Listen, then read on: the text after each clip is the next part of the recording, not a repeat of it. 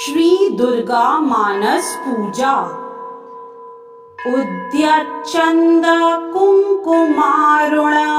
पयोधाराभिराप्लाविताम् नानानर्घ्यम्णि प्रवालघटितां दत्तां गृहाणाम्बिके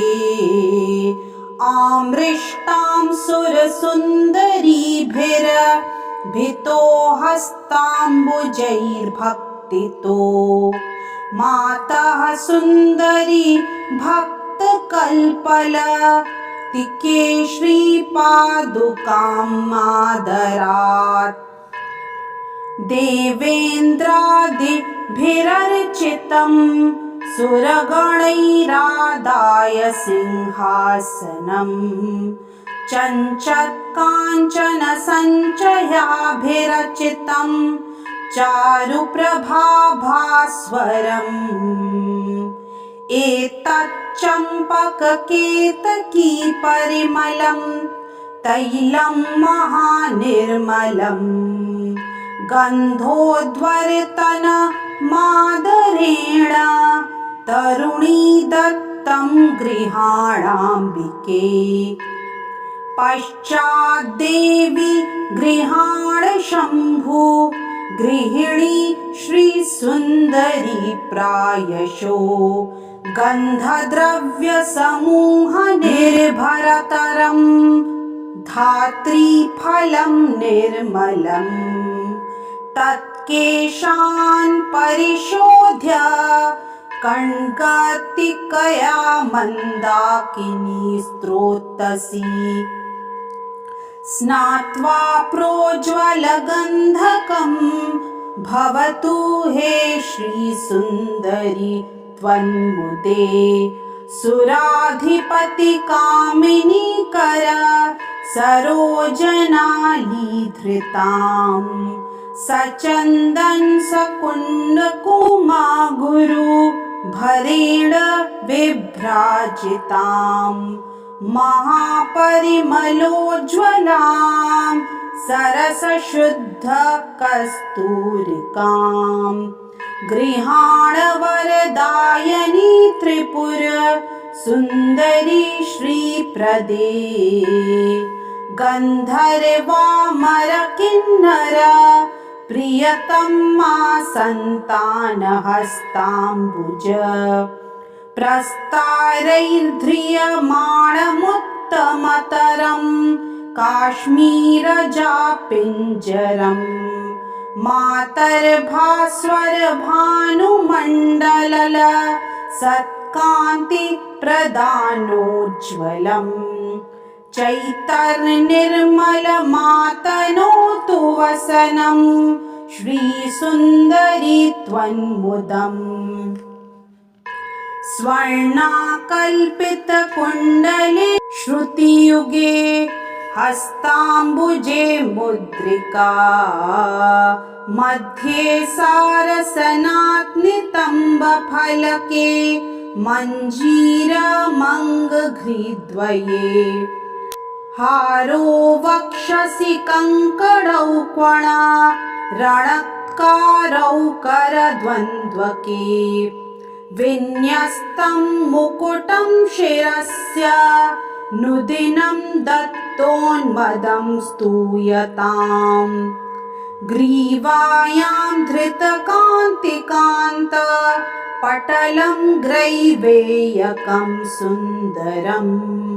सिन्दूरं विलसल्ललाटफलके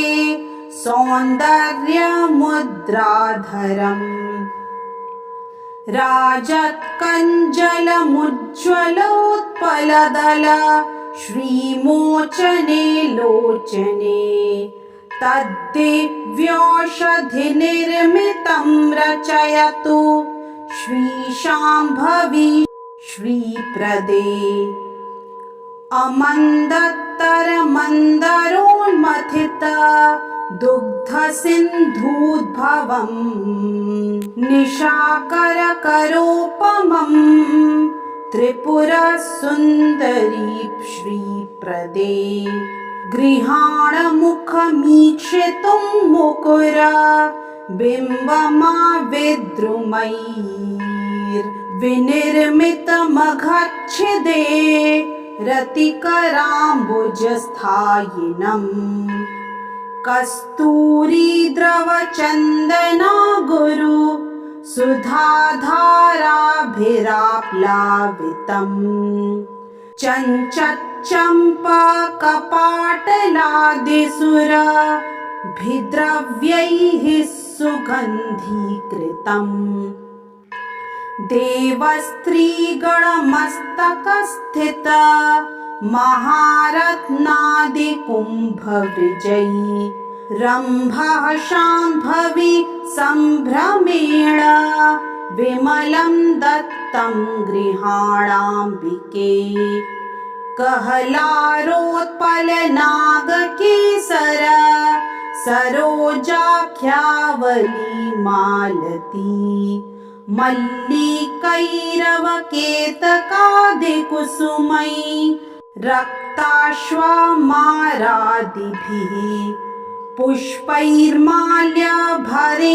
वै सुरभिणा नानारसस्रोतसा ताम्रां भोजनिवासिनी भगवतीं श्रीचण्डिकां पूजये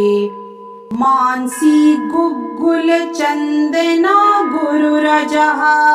कर्पूरशैलेयजैर्माधवीकैः सह कुङ्कुमैः सुरचितैः सर्पिर्भिरामिश्रितैः सौरभ्यस्थितिमन्दिरे मणिमये पात्रे भवेत् प्रीतये धूपोऽयं सुरकामिनी विरचितः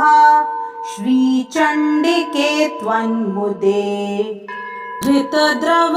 परिस्फुरद्रुचिर रत्नयष्टयान्वितो महातिमिरनाशनः सुरनितम्बिनी निर्मितः सुवर्णचषकस्थितः सघना सारवर्त्यान्वितस्त्वा त्रिपुरसुन्दरी स्फुरति देवी दीपो मुदे जाति सौरभ निर्भरं रुचिकरं शाल्योदनं निर्मलं युक्तं हिङ्गुमरीचजीर सुरभिद्रव्यान्वितैर्व्यजनैः पक्वानेन सपायसेन मधुना दध्याज सम्मिश्रितम् नैवेद्यं सुरकामिनी विरचितं श्रीचण्डिके त्वन्मुदे लवङ्ग कलिकोज्ज्वलं बहुलनाग वल्लीदलम् सजाति फलकोमलं सघना सारपूगीफलम् सुधा मधुरिमाकुलं रुचिर रत्नपात्रस्थितम् गृहाणमुखपङ्कजे स्फुरितम् अम्ब ताम्बूलकम् शरत्प्रभव चन्द्रमा स्फुरित चन्द्रिका सुन्दरम् गलत्सुरतरङ्गिणी ललितम् औक्तिकाडम्बरम् गृहाणनवकाञ्चन प्रभव दण्डखण्डोज्ज्वलम् महात्रिपुरसुन्दरी प्रकटम् आतपत्रं महत् मातस्त्वन्मुदमातनोतु सुभगस्त्रीभिः सदान्दोलितं शुभ्रं चामरमिन्दुकुन्दसदृशं प्रस्वेददुःख सुखापहम् सद्योऽगस्त्य वसिष्ठ नारद शुक व्यासादि वाल्मीकिभिः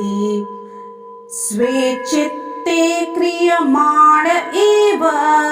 कुरुतां शर्माणि वेदध्वनिः